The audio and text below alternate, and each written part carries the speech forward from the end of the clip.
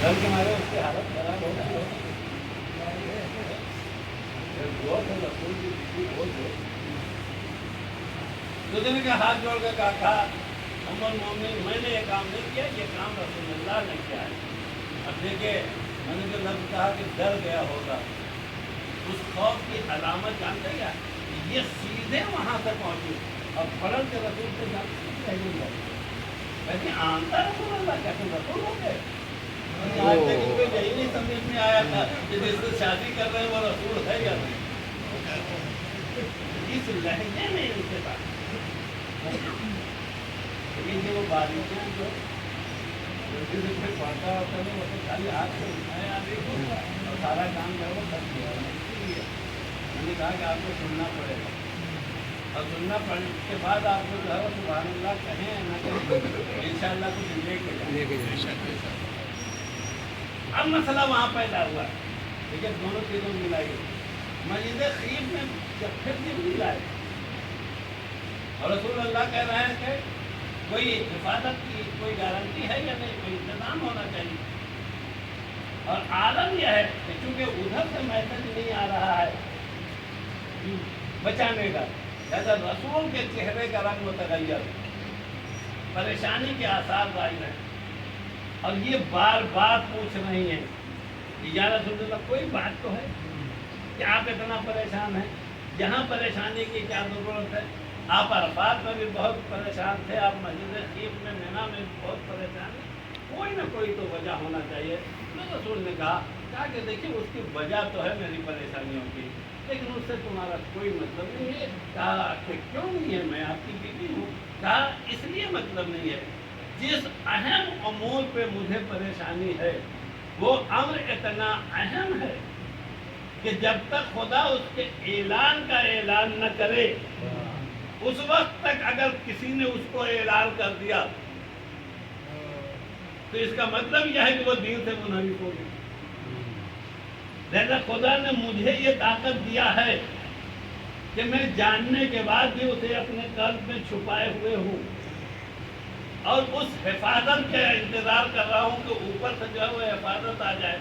اب یہ اتنا پیچھے پڑی. رسول نے کہا وعدہ کرو کہ تم کسی سے بتاؤ گے نہیں جب تک میں تم سے نہ کہوں. اور انہوں نے وعدہ کر لیا. تو رسول نے بتایا کہ میرے پاس بار بار جبریل امین آ کے کہہ رہے ہیں کہ اے محمد تمہارا آخری وقت آ چکا ہے اور دنیا چھوڑنے سے پہلے اپنے بھائی علی کو اپنا جانشین بنا کے تب دنیا چھوڑنا. اور جیسے ان کو پتہ چلا سب سے پہلے یہ پہنچے اپنی, جس کو اردو میں کچھ اور کہا جاتا ہے اور عربی میں ذرہ کہا جاتا ہے, جس کو ہم لوگ سبق کہتے ہیں. سب سے پہلے انہوں نے بتایا حبشہ کو, اور اس کے بعد دونوں آدمی گئی اپنے ابا لوگوں کو بتایا. ادھی تو جو پہلے سے اس بات کی تاک لگائے بیٹھا ہو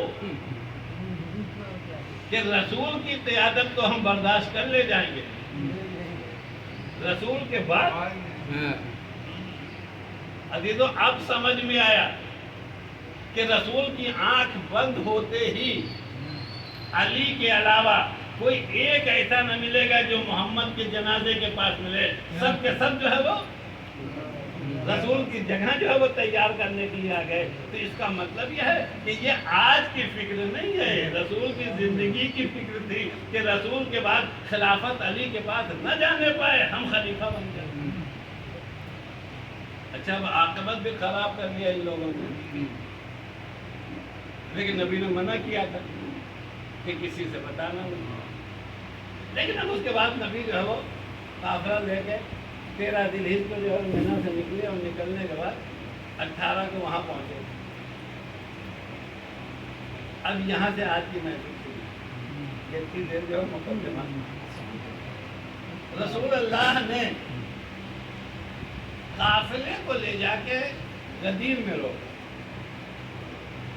آج ہمارے اور آپ کے لیے غدیر جو ہے اتنی بابرکت جگہ ہے کہ ان سعودی ملعونوں کی وجہ سے ہم اور آپ وہاں نہیں جاتے. تو جو مومن جا کے واپس چلا آتا ہے اس سے پوچھو کہ اس کے اوپر دل سے جو ہے وہ کتنا غلط ہو جاتا ہے.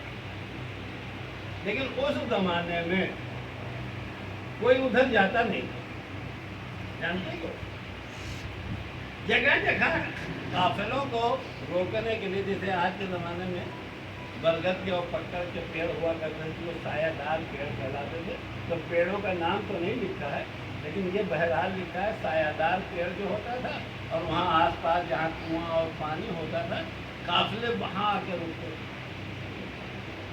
اور غدیر ایک ایسا صحرا, ایک ایسا میدان, نہ کہیں ہریالی نہ کہیں پانی, کچھ بھی نہیں. اور رسول اللہ وہاں پہنچ کے اپنے اونٹ سے جو ہے اتر کے کہتے ہیں سواریاں اتاری جائیں, سواریاں اتاری جائیں. کیوں؟ اس لیے کہ غدیر میں جیسے ہی پہنچے, غدیر میں جیسے ہی پہنچے ویسے ادھر سے جو ہے وہ پھر جبریل امین نازل ہوئے. اب تنہا اس پہ بات تمام نہیں ہوتی, یا ایھا الرسول بلغ ما انزل الیک من ربک, یہیں پہ تنہا بات نہیں ہوتی. اس لیے کہ اس میں جو ہے وہ پہنچانے کا آرڈر تو ہے, رسول کی حفاظت کی جو ہے وہ گارنٹی نہیں ہے, رسول کی حفاظت کی گارنٹی نہیں ہے.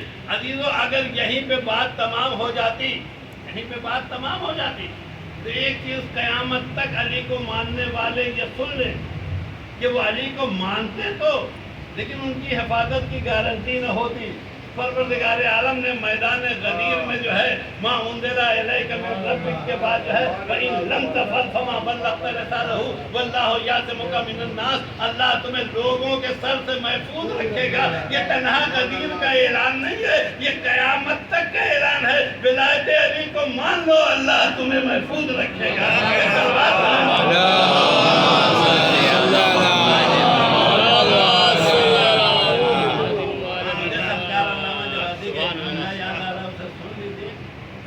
سرکار علامہ جوادی نے اپنی ایک تحریر میں فرمایا کہ دنیا کی قومیں دو چیزوں سے محفوظ, جو بھی محفوظ ہے.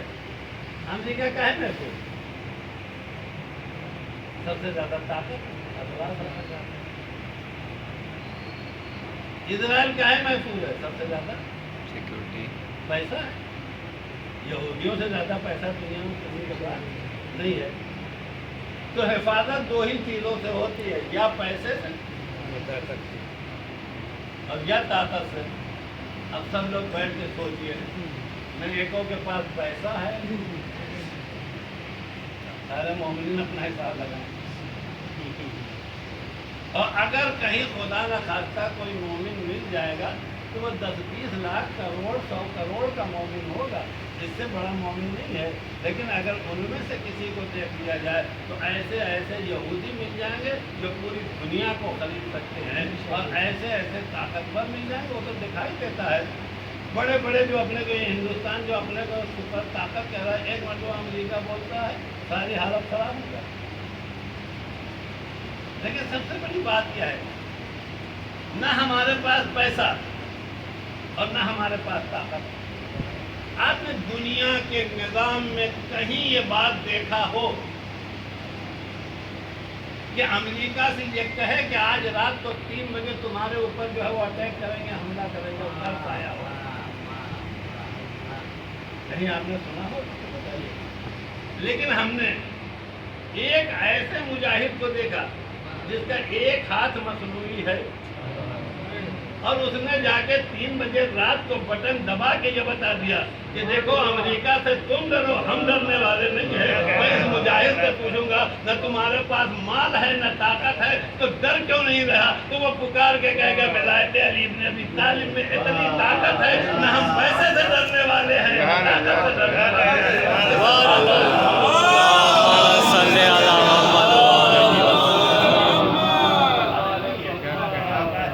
جب حفاظت کا اعلان ہو گیا تو کم سے کم 1 گھنٹے کا خطبہ دیا. ابھی میں دیکھ رہا تھا تو خطبہ جو ہے وہ بالکل باریک باریک جو لکھا ہے اس میں 10-12 پیج کا.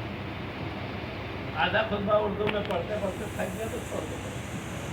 بہت بڑا خطبہ, اور اس بہت بڑے خطبے میں نبی نے کن کن چیزوں کا اعلان کیا. حد یہ ہے کہ درمیان خطبہ میں اعلان کرنا شروع کیا.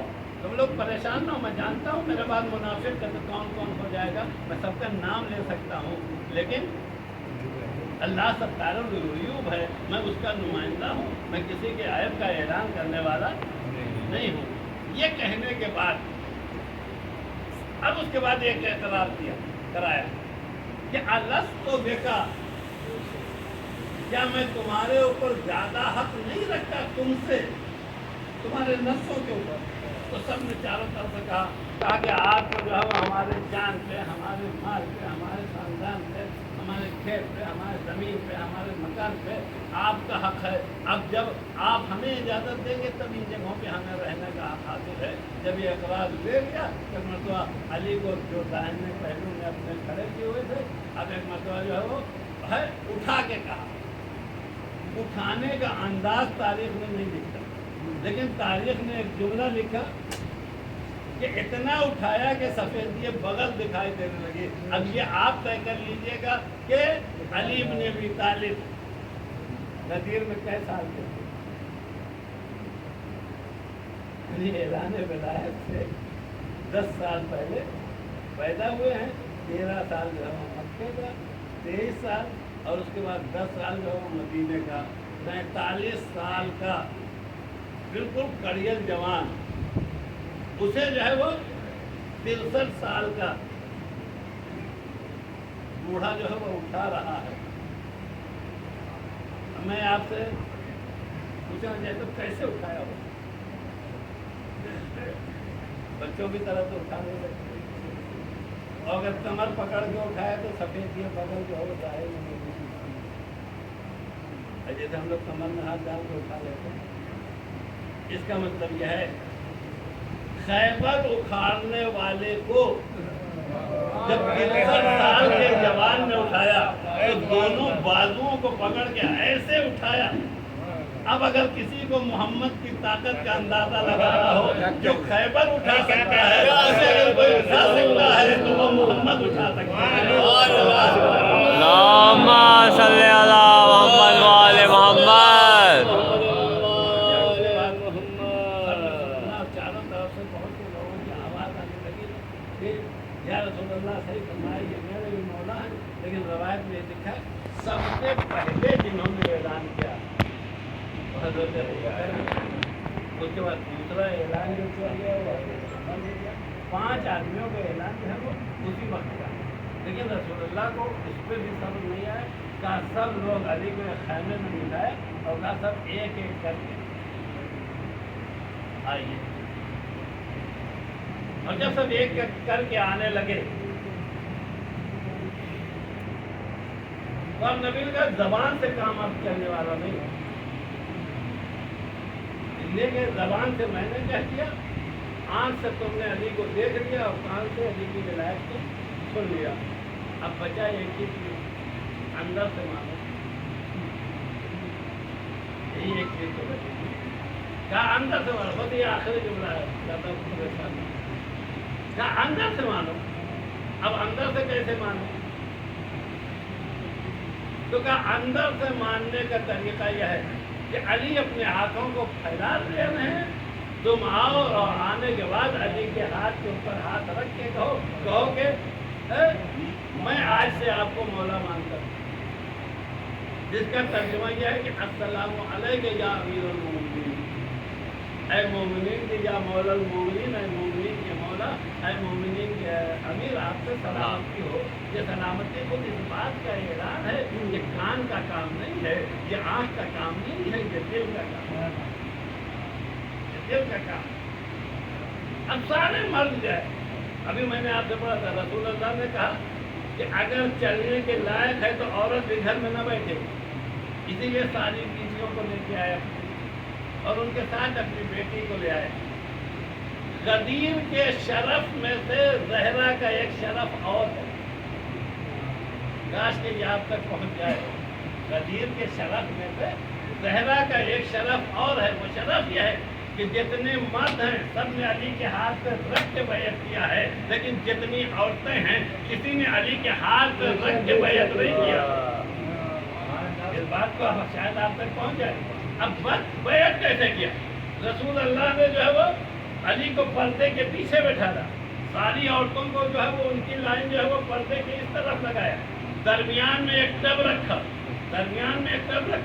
टब के इस तरफ जो है वो अली ने अपना हाथ डाल दिया, उधर से जो औरत भी आती है वो अपना हाथ उधर डालती है। मैं कहूँगा या रसूल अल्लाह, औरतों से कहिए हाथ पे हाथ रख के बैत करें, तो रसूल कहेंगे कि नामहरम का हाथ जो है वो खलीफतुल मुस्लिमीन के हाथ पे नहीं रखा जा सकता। अब मैं कहूँगा कोई औरत ये नहीं कह सकती कि मैंने जो है वो अली के हाथ पे हाथ रख के बैत किया है। अगर यह हक किसी को दिया है परवरदिगार ने, तो वो तन्हा फातिमा को दिया है कि फातिमा के अली के हाथ पे हाथ रख के बैत करें। तो आखिर दावाना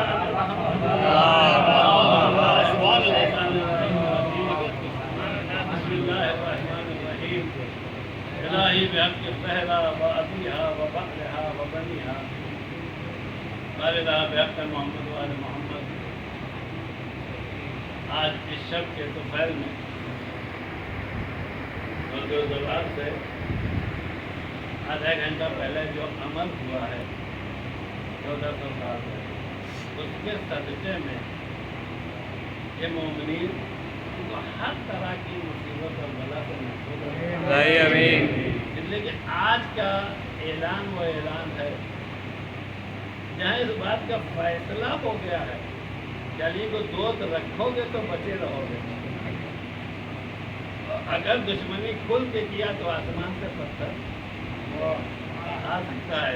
इसलिए कि पूरी तारीख़ इस्लाम में कहीं ये नहीं हुआ है, पूरी तारीख़ इस्लाम में अगर ये हुआ है तो फिर वो यौम गदीर हुआ है। बारह मोमिनीन को जो विलायत के मुक़ीम है उनको हर शर्त में महफूज रखना है। और जैसे अली के दुश्मन हैं उनके साथ वैसे ही बर्ताव कर जो हारिस के साथ किया गया। इसलिए और जहाँ जहाँ किसी भी मुसीबत में, किसी भी परेशानी में जहाँ है असीर है, कैदी है, बेरोजगार है, खुदाया बेहद विलायत है अली अपने अबी तालिब, हम सबको जो है वो महसूस करें, हमारे उलमा को जो है ये हिफाजत करना, इमाम ज़माना के बुज़ुर्ग हम सब पे इमाम के आवाम करा रहे हैं। तो आप दामाना अल्हम्दुलिल्लाह।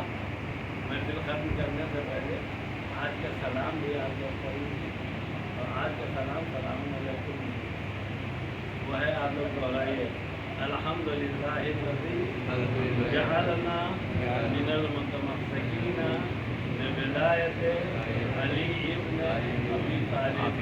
खुदा तेरा लाख लाख शुक्र है कि तुमने हमें अली की विलायत का इकरार करने वाला